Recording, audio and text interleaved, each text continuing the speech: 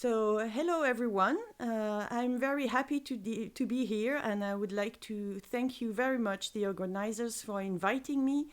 So, I'm going to tell you about what we do in MAbSilico and what we can do for you. So, MAbSilico develops deep tech driven solutions for therapeutic antibody development. MAbSilico is a spin-off of INRA CNRS research team and has been founded in 2017. So here's the team of MAbSilico. So myself, Thomas Burkhardt, who is now CSO. So myself, I'm the CTO of the company. Thomas Burkhardt is the CSO. Astrid Musnier is the head of biology. Vincent Prouard, our CEO, and Samuel Dominique, our COO. And we also have an advisory board where you might recognize some of the people who are there. So the therapeutic antibody development pipeline, so that you know very well, from target identification, then identify your lead, then characterize your leads, then optimize them, then optimize them again to go to clinical development. So this first stage takes 3 to 5 years and costs between 20 and 50 million euros.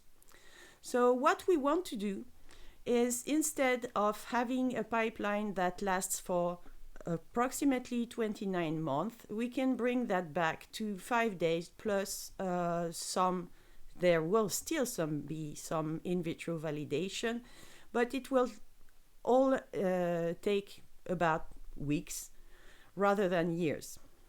So in white, you have the methods we have already developed, and each of them can replace one thing you are now doing experimentally. For example, Maptop, which is here, which takes about 1 hour, replaces the experimental methods used for epitope mapping, which take about 3 months. So in white, those we already have. In black, those we will have at the end of the year or early next year. We have developed 2 main algorithms, one called Maptop, which is based on protein-protein docking, and one which is based on similarity measurements. And these algorithms are backed by 4 different databases. The first database is structures of antibody target complexes. We have about 400. The second one is just pure antibody sequences coming from NGS public data, and we have about 70 millions. This database, they are antibodies with known target. So that means we don't necessarily have the structure, of course, but we know for each antibody what its target is, and this covers about 3,000 human proteins. And finally, this database are for antibodies with known targets and with known affinity for their targets. And this we will use for our further R&D work. So to get in more detail, so the Maptop algorithm, which is based on protein-protein docking, is used for 2 different things. Maptop, which is epitope mapping, which you know very well about. Map binning is just a bit more than epitope mapping, meaning we can map the epitopes of a few antibodies at the same time and tell you which one will compete with other ones. So how we developed Maptop, we went from the database I told you about with complexes with known structure, so antibody target complexes with known structure. We have generated decoys of these same structures and used machine learning to optimize a scoring function, which is based on Voronoi diagrams of these proteins, and using genetic algorithms and CMAES and different other things.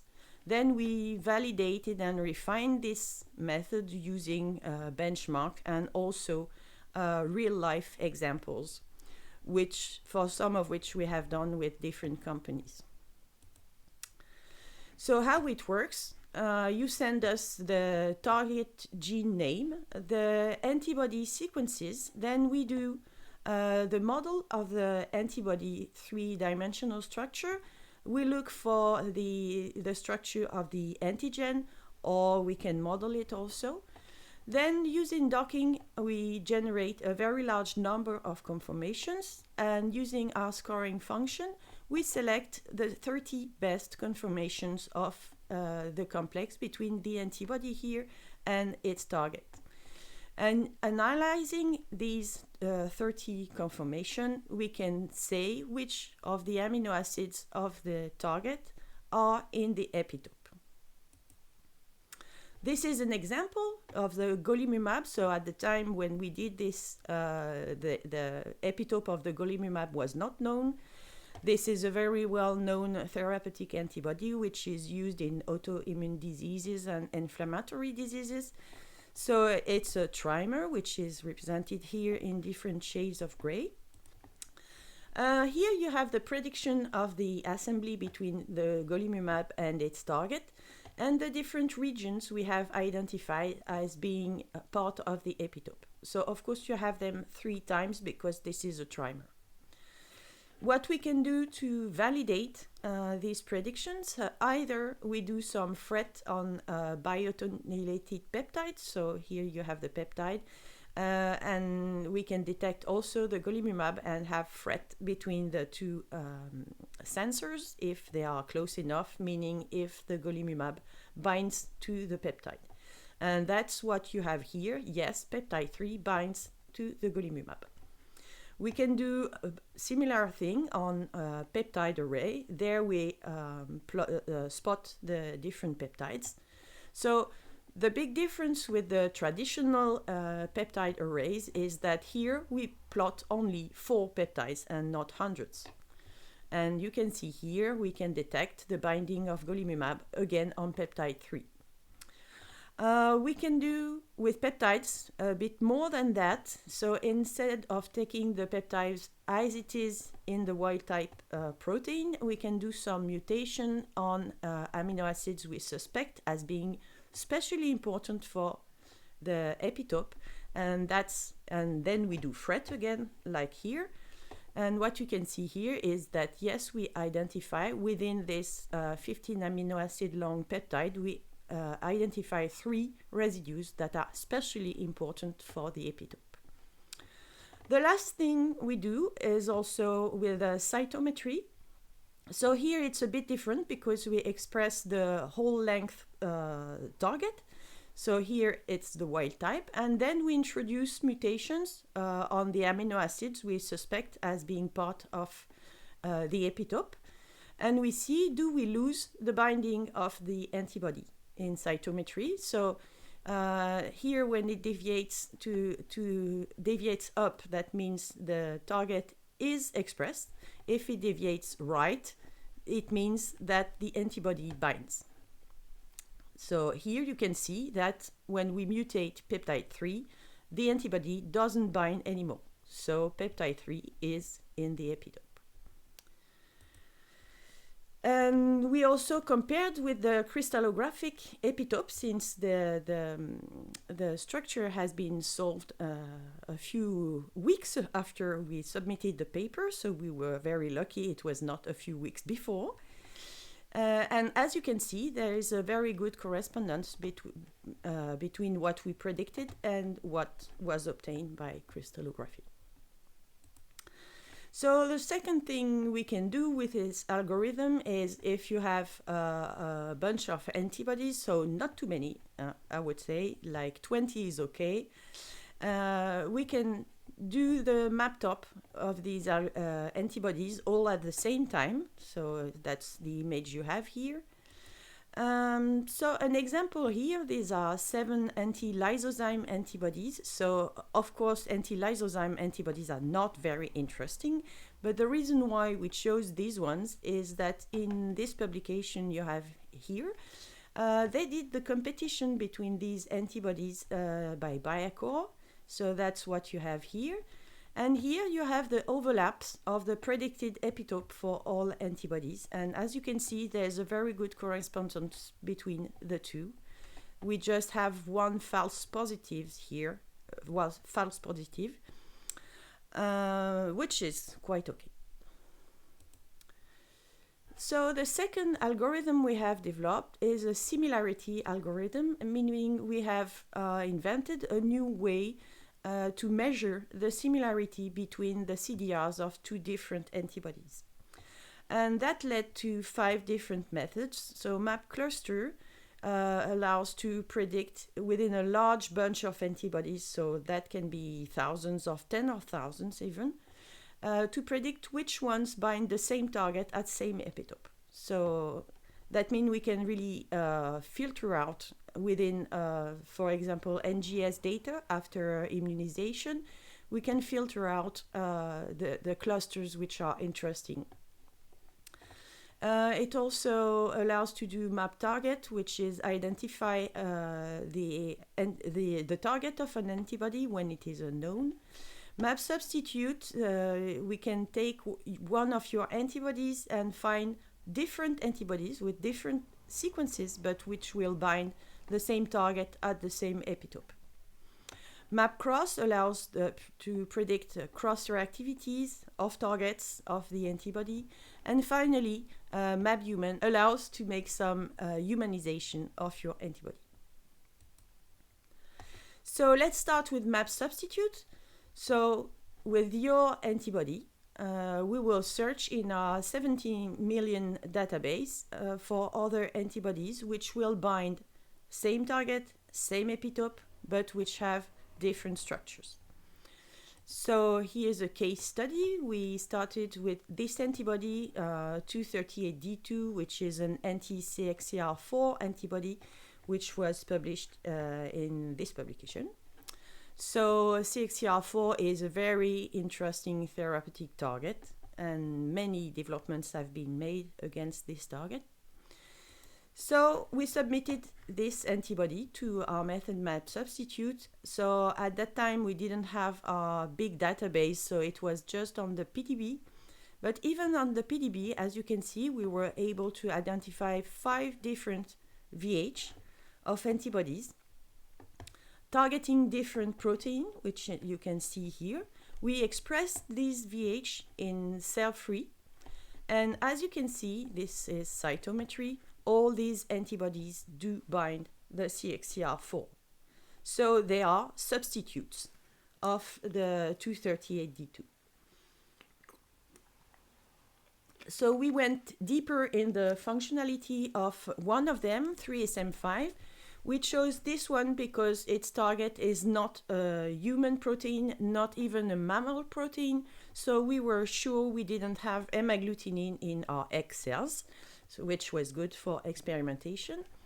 So this is the comparison of the sequences, and as you can see, they are quite different, and especially the CDR3 of the two antibodies are very different. They are even not the same length.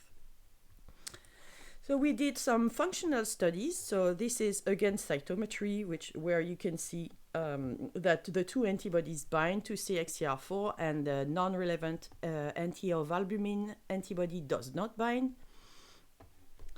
You can see here that the two antibodies, so the 238D2 and the 3SM5, they do displace the ligand of the CXCR4, which is the SDF1.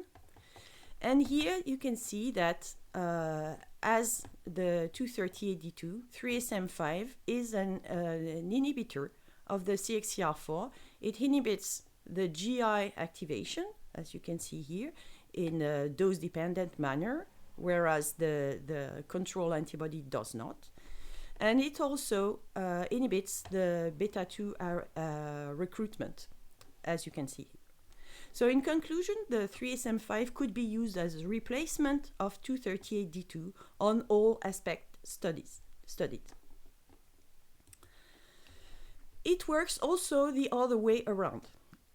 So this is the map cross method. So this time we will go and search for similar of your antibody in a database of antibodies with known structures. So an example, again, the 238D2 and the 3SM5. 3SM5 binds to hemagglutinin. So now does 238D2 bind to hemagglutinin? So first we have done some co-IP, and you can see that with any of the two antibodies, we precipitate the hemagglutinin, and we don't when there's no antibody. And we also have done affinity measurement here. And as you can see, the affinities of both antibodies for hemagglutinin is about the same. So yes, 238D2 binds hemagglutinin and with same affinity as 3SM5. So hemagglutinin can be considered as an off-target of 238D2, which is not very interesting on a therapeutic point of view. Of course, at worst, you're protected from flu. But if you remember, we also have found other similar antibodies which bind to human targets, and that can be a bad idea. So now map targets. So this is for when you have an antibody which target is not known. For example, when you use a functional screening. Here it's about the same. We will look at which similar antibodies we have, what their targets are, and we can also filter out false positives using if you have data of binding of your antibody on different cell types. Map cluster, this time you have a bunch of antibodies and you want to know which ones bind the same target at the same place, epitope. So that could be, for example, NGS after immunization of an animal. You want to know which clusters are present, especially clusters of antibodies against the target you have immunized with. So these are the tools we already have. And now here on this, you have the tools we want to develop now, we are developing now. Especially everything that concerns affinity. So we now have MAbAffinity is almost finished, meaning we can predict the affinity of an antibody for its target. That means also that we can refine this affinity, optimize this affinity by introducing mutations in the antibody and predicting the affinity for the target. So we can increase or decrease the affinity of an antibody. And what we want to develop now is map specificity, meaning we will, for example, increase the affinity of an antibody for two different targets, which could be, for example, the human version of the target and the mouse version of the target, which greatly facilitates clinical trials. So that's what we have in R&D now, and which should be available late this year or early next year. So how we develop that? We are developing so this algorithm which predicts the affinity of an antibody for its target, which again is based on machine learning on the database, the affinity database we have. Then MAbSilect will be developed.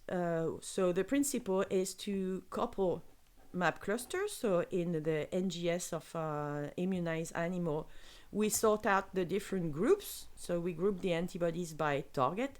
And then for one in each group, we predict the affinity for a target you are interested in. And maturity is what I told you before. We can introduce different mutations in the antibody and then predict the affinity for the target and see if it's increasing or not. It's just a bit complicated because it's not possible to explore all the possible mutations, and we have to be smart in our exploration of the different mutations. Map specificity, So either you want to decrease the affinity for example, for an isoform of your target and keep only the affinity for a given isoform, or you want to increase the affinity for a second target. So as I was saying, for example, the autolog of your target in another species. Finally, we are developing a SaaS, so software as a service. So people can use the methods themselves, because for now we are working in fee for service. So you ask us, you send your sequence, we do the work, you get back reports and different data. But very soon you will be able to yourself enter your sequences and play with the methods in the software. So that's it. Thank you very much for your attention. Thanks again to the organizers. And if you have questions, of course, it's not as usual. You cannot ask directly now your question, but please send me emails. I will answer. Thank you very much.